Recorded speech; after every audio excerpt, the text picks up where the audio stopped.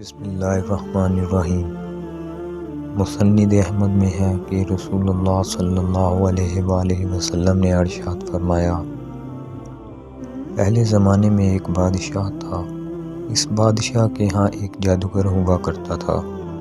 جب جادوگر بوڑھا ہوا تو اس نے بادشاہ سے عرض کی کہ بادشاہ سلامت، اب میں بوڑھا ہو گیا ہوں اور میری موت کا وقت قریب آ رہا ہے۔ آپ مجھے کوئی نوجوان ذہین لڑکا سونپ دیں تاکہ میں اپنا تمام جادو اسے سکھا سکوں۔ کافی تلاش کے بعد بادشاہ نے ایک نوجوان ذہین لڑکا جادوگر کو سونپ دیا اور وہ اسے جادو سکھانے لگا۔ لڑکا جس رستے سے گزر کر جادوگر کے ہاں جادو سیکھنے جایا کرتا تھا، اسی رستے میں ایک راہب کا گھر بھی پڑتا تھا۔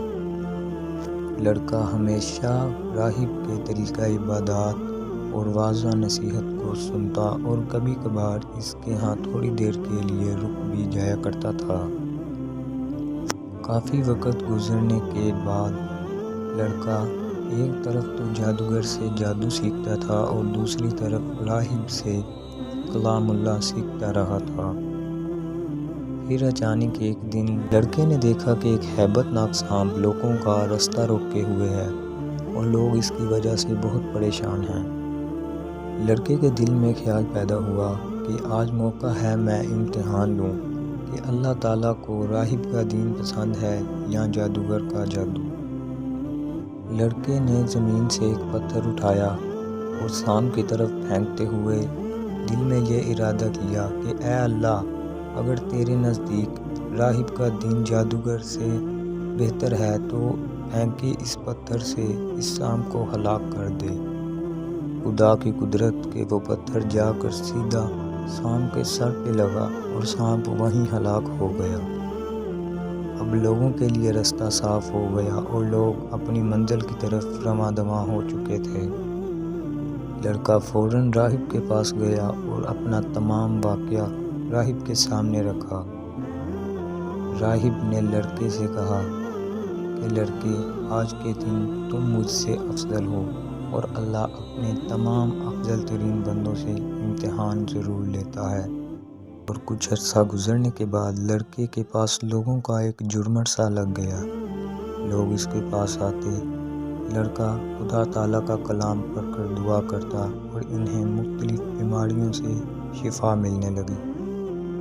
اور جب یہ بات بادشاہ کے ایک وزیر کے کان پڑی تو وہ چند تحفے تحائف لے کر فوراً لڑکے کی خدمت میں حاضر ہوا اور کہنے لگا کہ اگر مجھے تمہاری دعا سے شفا مل گئی اور تم نے مجھے آنکھیں عطا کی تو یہ تمام تحفے تحائف تمہارے لیے ہوں گے۔ لڑکے نے کہا کہ بالکل نہیں، میں تو صرف کلام اللہ پڑھ کر دعا کرتا ہوں۔ شفا دینے والی ذات تو اللہ تعالیٰ کی ہے۔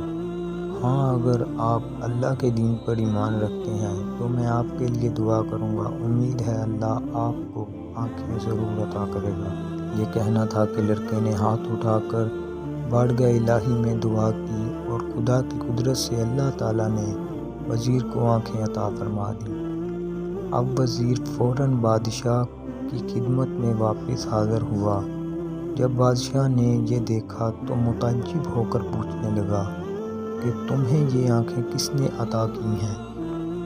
وزیر نے کہا کہ مجھے یہ آنکھیں خدا تعالیٰ نے عطا کی ہیں۔ نعوذ باللہ! بادشاہ کہنے لگا کہ یعنی یہ آنکھیں تمہیں میں نے عطا کی ہیں؟ وزیر نے انتہائی غصے سے بادشاہ کی طرف دیکھا اور کہنے لگا کہ نہیں، یہ آنکھیں مجھے اللہ تعالیٰ نے عطا کی ہیں اور تمہارا اور میرا رب خدا تعالیٰ ہے، تم نہیں۔ یہ کہنا تھا کہ بادشاہ نے وزیر کو پیٹنا شروع کر دیا۔ اب بادشاہ نے لڑکے کو فوراً دربار پر طلب کیا اور جب وہ لڑکا حاضر ہوا تو بادشاہ نے کہا کہ اب تم جادو میں مکمل طور پر مہارت حاصل کر چکے ہو، لوگوں کو تم سے کی مختلف بیماریوں کی شفا ملنے لگی ہے۔ یہ کہنا تھا کہ فوراً لڑکا بولا کہ بالکل نہیں، نہ تو میں کوئی جادوگر ہوں اور نہ ہی کسی کو مجھ سے شفا مل رہی ہے، میں تو صرف اللہ تعالیٰ کا بندہ ہوں اور اس کا نام لے کر دعا کرتا ہوں اور اللہ تعالیٰ ہی انہیں شفا عطا فرماتا ہے۔ یہ سنتے ہی بادشاہ نے انتہائی غصے سے اپنے سپاہیوں کی طرف دیکھا اور کہا کہ اس لڑکے کو فوراً فلاں پہاڑی کی چوٹی پر لے جاؤ اور وہاں سے اسے دھکا دے دو۔ جب بادشاہ کے سپاہی لڑکے کو لے کر پہاڑی کی اس چوٹی تک پہنچے اور دھکا دینے لگے تو لڑکے نے آسمان کی طرف دیکھ کر اللہ تعالیٰ سے کہا کہ اے اللہ، تو جس طرح چاہے مجھے ان سے نجات عطا فرما۔ یہ کہنا تھا کہ پہاڑ لرزنے لگا۔ تمام سپاہی پہاڑ سے گر کر جان بحق ہو چکے تھے۔ خدا کی قدرت کہ لڑکا صحیح سلامت بچ گیا۔ بادشاہ نے پھر سپاہیوں سے کہا کہ لڑکے کو کشتی میں اپنے ساتھ لے جاؤ اور سمندر میں جا کر دھکا دے دو۔ جب سپاہی لڑکے کو ساتھ لیے سمندر میں پہنچے اور لڑکے کو دھکا دینے لگے، اب لڑکے نے پھر سے وہی دعا اللہ تعالیٰ کی بارگاہ میں ارشاد کی کہ اے اللہ، تو جس طرح چاہے مجھے ان سے نجات عطا فرما۔ سمندر کے اندر ایک لہر اٹھی اور تمام سپاہی اس میں جان گنوا بیٹھے۔ اب لڑکا پھر سے دوبارہ بادشاہ کے پاس حاضر ہوا اور بادشاہ سے کہنے لگا کہ تو مجھے نہیں مار سکتا، میں تجھے بتاتا ہوں کہ میں کس طرح مروں گا۔ بادشاہ نے کہا کہ بتاؤ تم کس طرح مرو گے؟ تو لڑکے نے کہا کہ اپنے تمام قبیلے کو ایک جگہ پہ اکٹھا کیا جائے، پھر بسم اللہ پڑھ کر ایک تیر میری طرف پھینکا جائے، وہ تیر میرے سینے پر لگے گا اور میں مر جاؤں گا۔ بادشاہ نے ایسا ہی کیا، تمام قبیلے کو اکٹھا کیا اور بسم اللہ پڑھ کر ایک تیر لڑکے کی طرف پھینکا۔ تیر لڑکے کے سینے پر لگا، لڑکا جامِ شہادت نوش کر گیا۔ اب لوگوں میں شور کی ایک عجب سی فضا پیدا ہوئی اور تمام لوگوں سے یہ آواز اٹھی کہ ہم اللہ کے دین پر ایمان لاتے ہیں۔ اور اس طرح لڑکے نے اللہ تعالیٰ کا پیغام لوگوں تک بڑی حکمت کے ساتھ پہنچا دیا تھا۔